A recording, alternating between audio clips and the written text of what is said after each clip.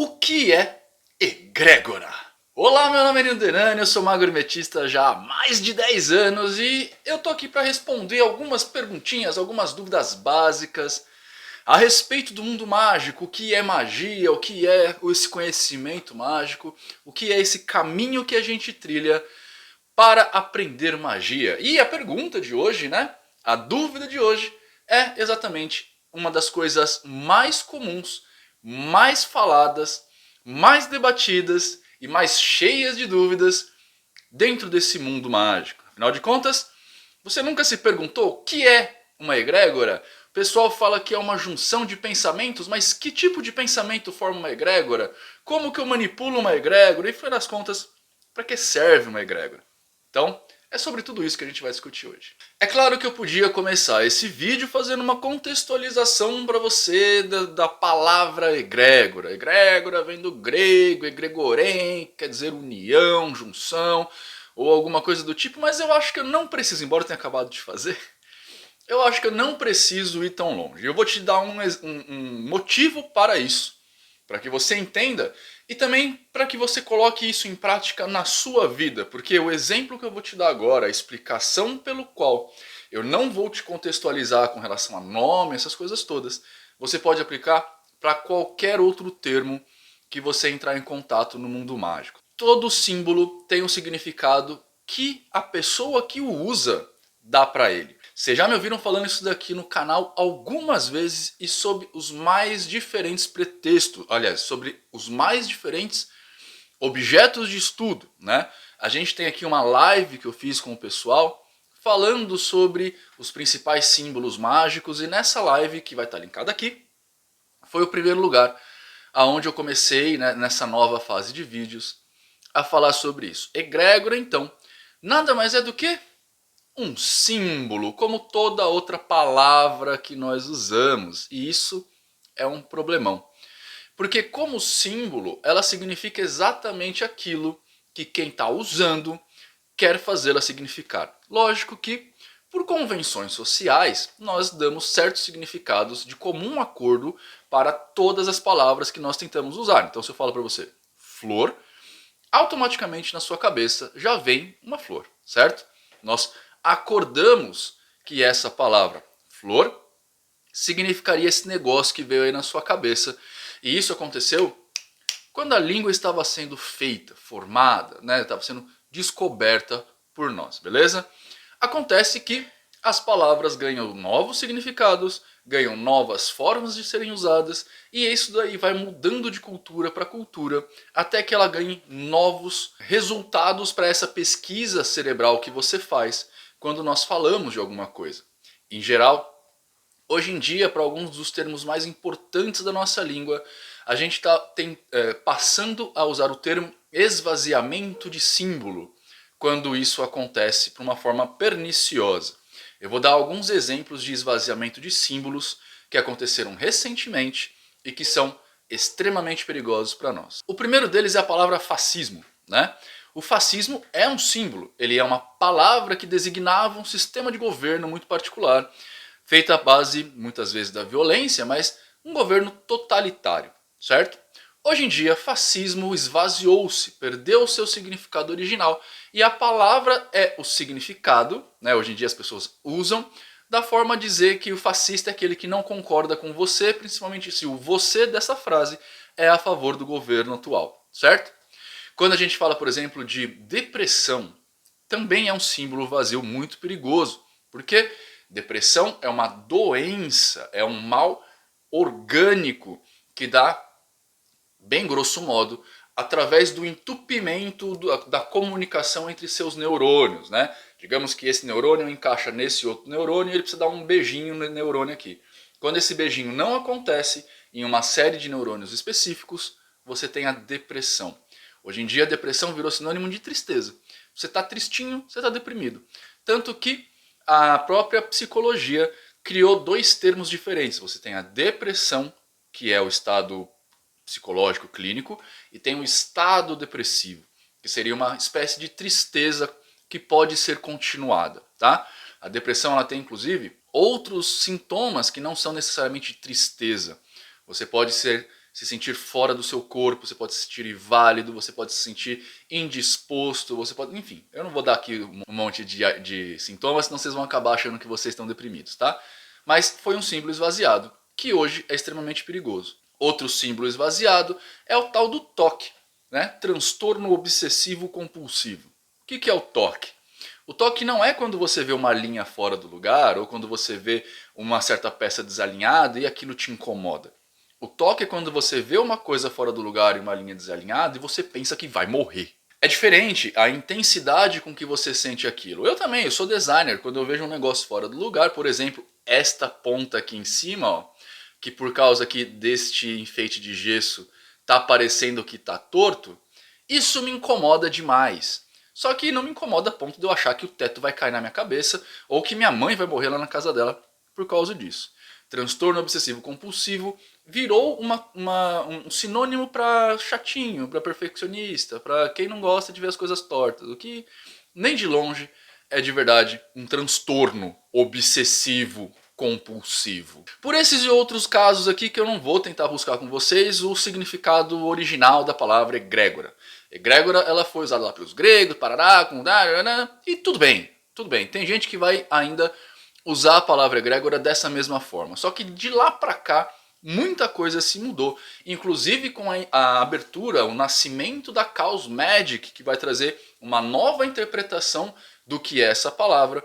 E ela precisou ser remodelada com o tempo. Então a gente vai ter vários tipos de pessoas entendendo o que é egrégora. Eu vou falar dois tipos básicos de pessoas que vão entender o que é egrégora para você. O primeiro tipo de pessoa é o que vai entender que egrégora é meio uma parábola cristã. Né? Então, egrégora estava lá no Novo Testamento, quando Jesus Cristo falou: aonde tiver duas ou mais pessoas em meu nome, lá eu estarei. E esse lá eu estarei, na verdade, não é um lá físico, né? É o lá energético. Quem estará lá é a sua energia, seu propósito, logo sua egrégora. O problema aqui é que você, primeiro, cria uma sensação de liberdade no fazer a egrégora, né? Porque você pode só pensar em Jesus e aí automaticamente, magicamente a coisa funcionaria. E também causa um empecilho que você só pode ter duas ou mais pessoas. Você está sozinho, em teoria, você não criaria uma egrégora. O segundo tipo de pessoa é um pouco uma definição mais moderna e mais oriunda dos estudantes de magia mesmo, que é muito parecido com o servidor do caos. Ou seja, egrégora seria então um acúmulo energético de uma determinada faixa vibratória desta energia, que ela pode ser feita por uma ou mais pessoas de acordo com o tempo, força, impulso, enfim, uma série de medidas que você vai ter, mas levando em conta principalmente a pureza do seu intento. Quanto mais puro o intento for, mais forte essa egrégora ficaria. Mais ou menos assim. Digamos que você quer tomar leite, mas leite puro, beleza? Leite, né? Se você pega esse leite e aí você vai, abre ele lá na sua geladeira, tira da geladeira, abre o negócio, pega uma panela no seu fogão, coloca o leite ali e toma.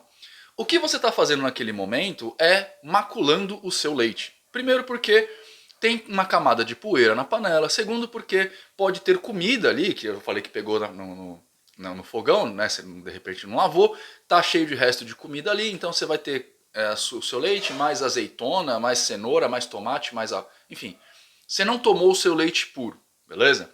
Isso quer dizer que você não vai estar saciado na sua vontade de tomar um leite, porque inclusive o sabor que você vai estar consumindo é outro. Essa falta de pureza vai fazer com que você gaste muito mais energia para realizar um intento em particular. Olha só, digamos que eu vou fazer uma egrégora de saúde, né? Muita gente aqui acha que o termo saúde já é um termo autoexplicativo. Você quer que a pessoa esteja bem, certo? Não. Porque, na verdade, quando você faz um intento para a saúde, a egrégora que você vai estar montando vai ter que comportar a cura melhor ou auxílio para todas as doenças existentes. Quer dizer que se eu crio uma egrégora para a saúde aqui, para minha filha que está gripada, e a mesma egrégora eu vou usar para a Prace que está com renite, já são duas energias diferentes. Se eu for fazer uma egrégora para a saúde, eu vou precisar contemplar todas as saúdes, todos os problemas. E isso vai fazer com que eu não consiga chegar nunca nesse intento. Porque eu, logicamente, não vou conseguir desprender tanta energia para colocar suficientemente força em cada um dos males existentes no mundo.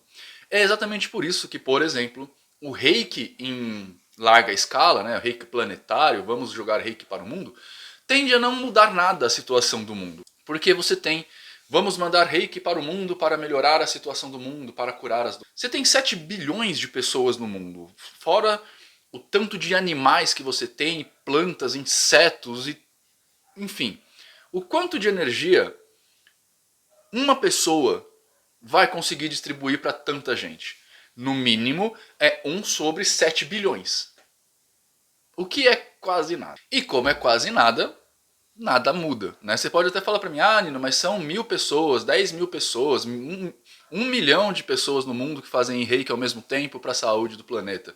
Cara, são 7 bilhões de pessoas. Faz as contas aí. 7 bilhões de pessoas dividido... 7 bilhões de pessoas que você precisaria passar o reiki, dividido por 1 milhão que aplica. Você vai ver que é uma quantidade muito pequena de reiki. Você não vai conseguir transferir essa energia. Para esse tipo de coisa, então, foi solucionado o problema de você criar um tipo de mecanismo para que você coloque exatamente a energia que você precisa. Magos experimentados, trabalhados, tanto na teoria quanto na prática, vão conseguir identificar exatamente a linha da energia, a linha do ânima que ele precisa deslocar para aquele determinado produto, né? Para aquela determinada egrégora. Por exemplo, se você vai fazer uma magia para a saúde física do corpo, você vai pegar a parte mais baixa, uma das partes mais baixas da divisão energética, que é a parte da energia densa, que é a parte que cuida do corpo. Quanto melhor você saber da doença, melhor você sabe a energia que você vai usar. Para magos experientes que estudam isso, tá? Eu sei que é muito subjetivo, mas enfim. Por falar em separação de ânima, lá dentro do curso Teoria da Magia a gente tem um módulo inteirinho para falar sobre egrégora, beleza? Eu estou fazendo aqui para você um catado, mas lá dentro tem explicação de como monta, como desmonta, essas coisas todas, que são algumas explicações que dá para ir pelo lado teórico, diferentemente de falar o que o ânima é, ou qual faixa necessariamente você precisa usar, isso não dá mesmo, mas falar o que é uma egrégora, o que são essas faixas do ânima, inclusive eu dou alguns exemplos de divisão de faixas diferentes, você vai conseguir tudo lá em teoriadamagia.com.br, lembrando que nesse mês de junho você tem descontinho de 15% se usar o cupom AMOR15, beleza? Então entra lá, teoriadamagia.com.br, já vai ter uma galera te esperando para você adentrar ao curso, e eu te vejo lá dentro. Quando você vai montar essa egrégora então, você monta a egrégora exatamente com a energia que você precisa. Logo, você consegue fazer um grande caldeirão, um grande boom, um grande cogumelo massivo de energia para você usar com aquele intento. E isso vai fazer com que você cure muito melhor. É mais ou menos assim. Imagina que você precisa assar um pão, certo?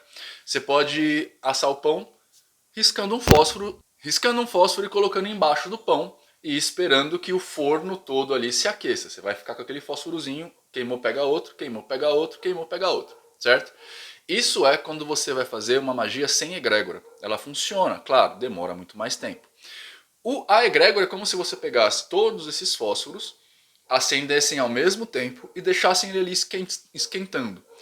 Você vai acumular energia, ou acumular nesse caso calor, suficiente para esquentar o seu pão. Percebe a diferença? É uma parábola bem besta, mas eu acho que dá para entender. Então, algumas ferramentas ao longo do tempo foram criadas para o mago conseguir chegar nessa pureza energética e a construção de uma egrégora mais eficaz. Um deles, que é o instrumento mais antigo, é o contrato mágico, que todo mundo vai achar que é um negócio que você faz pacto com sangue, essas coisas todas, quando na verdade é só uma breve explicação daquilo que você quer fazer para que você mesmo entenda o que você está fazendo. Para você, inclusive, não cair em erros bobos, né, de retórica que vão enganar seu cérebro. Como, por exemplo, você pedindo, eu quero ganhar mais dinheiro ano que vem. Quando você faz esse intento, na verdade você cria uma egrégora para que você queira ganhar mais dinheiro. O que quer dizer que você não vai ganhar dinheiro, porque se você ganha dinheiro, você para de querer. Uma outra ferramenta também é a criação de sigilos, que, embora na magia do caos seja usado de uma forma um pouco diferente, a sigilação ela serve para o mago transformar num símbolo todo aquele pedido que ele tem para fazer na cabeça dele. Então ele transforma aquilo numa forma imagética para que quando ele olhe aquilo, ele automaticamente entenda o que está rolando e consiga focar somente exatamente na energia que ele precisa focar para que aquela egrégora seja construída. Mas a pergunta que não quer calar no final das contas é, Nino, como é que eu faço para usar essas coisas? Em primeiro lugar, eu quero deixar um negócio muito claro para você, tá? Não há nada que prove na nossa ciência, na física, na química, que egrégoras existem. Exatamente porque não há nada nas nossas ciências, na física e na química, que dizem que ânima existe, né? O ânima aqui usando no sentido de energia para a gente mudar a palavra que a gente usa, tá? Não existe nada que comprove que isso que existe, então pode ser completamente besteira, fechou? Segunda coisa é que não há uma forma de você aprender a usar o ânima sem sendo na prática.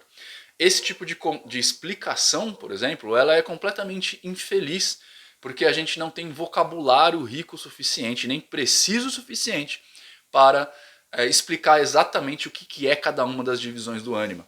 Eu vou dar um exemplo para você.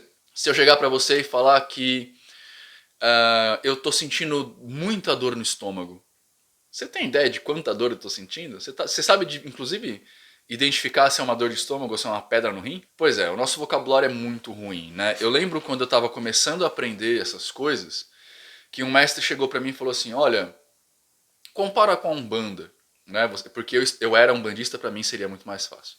Aí ele falou, compara com a Umbanda. Você tem Oxum e tem Iemanjá. As duas estão inclusive muito próximas na questão de cor ali, de identificação. As duas são mães d'água, por assim dizer. Uma delas é a maternidade. Você tem todo o sentimento da maternidade expressa em uma delas. Na outra, você tem todo o sentimento da maternagem expressa nelas. Você consegue saber o que é maternidade? Aí eu já falei, não faço ideia. Ele falou, mas você consegue saber o que é maternagem? Eu falei, não, porque eu não sou mulher, eu não me relaciono com a criança do jeito que uma mulher se relaciona, do jeito que uma mãe se relacionaria, né? Porque questões biológicas mesmo, questões de química do seu cérebro, não é a mesma química que é liberada para o pai e para a mãe. Então, não sei. Como é que eu vou explicar isso para alguém? Pois é, toda essa problemática faz com que a gente não tenha outra forma de aprender sobre o uso de egrégoras, sobre o uso do ânima, a não ser na prática e de preferência com um mestre, onde preferencialmente, quando ele falar se concentra na energia X, ele não vai deixar você abobado puxando essa energia X a partir do diálogo que ele tem com você, mas ele vai jogar da própria energia dele a energia que ele quer que você sinta, fazendo assim com que vocês dois entrem em comunhão e aí a explicação se torna mais clara, mais precisa. De outra forma, pode ser que existam outras, eu não conheço. Eu não sei, eu já tentei algumas vezes fazer esse tipo de ensinamento à distância e não consegui. Acho que é isso.